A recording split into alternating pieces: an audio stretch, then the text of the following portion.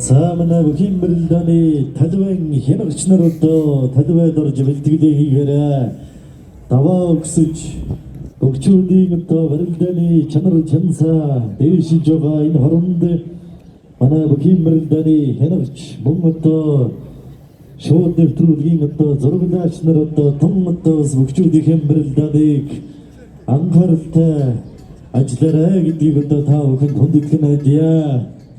Талбарт гарсан бүхий онолт баруун үзэмчний цагаан зан хөвөөчрийн 10 хүнтэй барилдаа.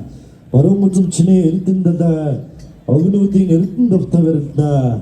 Зүүн үзэмчний талаа Шили хотын үйдэстэй.